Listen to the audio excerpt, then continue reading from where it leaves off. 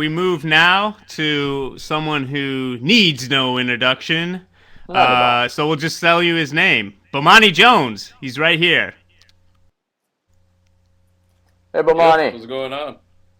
Nothing Yeah, I'm much. feeling I a little bit just, overdressed, but yeah.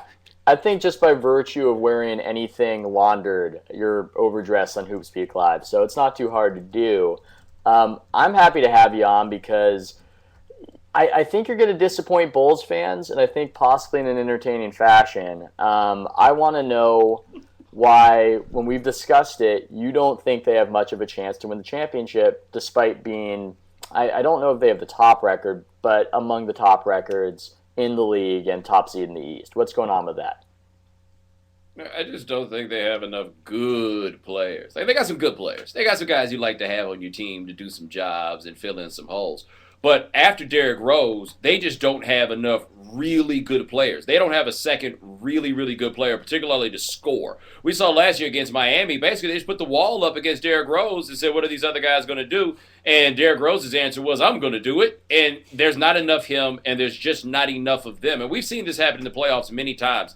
I think the one exception that people look at are the 2004 Detroit Pistons, but they had a bunch of really good players. They just didn't have the one great player, but all the way across the starting five, they had a bunch of really good players. The Bulls don't have like a Tayshaun Prince, Chauncey Billups, Richard Hamilton, Ben Wallace sort of thing going for Mm hmm. them. Oh, Rasheed Wallace. My fault. That's a big one. And I think I agree. I fear making any predictions, but right now statistically the Bulls are great even without Rose. So it is conceivable, it is feasible that they can win the championship without Derrick Rose if he's hurt. If that happens, do you think that's an awkward situation? Do you think that the average Bulls fan even wants that to happen? Because in Chicago, I feel like some guys love Rose even more than they love the Bulls, and they just want Rose to be validated.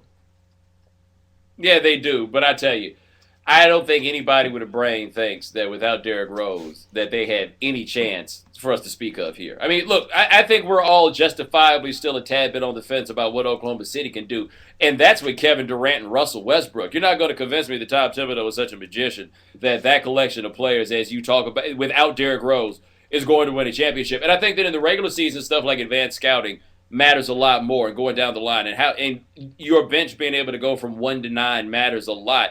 In the regular season, in the playoffs, we're really only talking about your bench going 1 to 7. And it really has to do with the top 3 or 4. Everybody's going to know everybody's plays by the time you get to game 3, probably in the series. Then it's just really going to come down to the guys that you have on the floor the most. Are they better than the ones on the other side? Unless your coach is just absolutely inept. Like, that's a special category of people. But beyond that, no, they just don't have the personnel. And I think the Cleveland Cavaliers are a fantastic example of that in those years with LeBron. We saw them win 66 games, but they just didn't have enough good players. Hmm.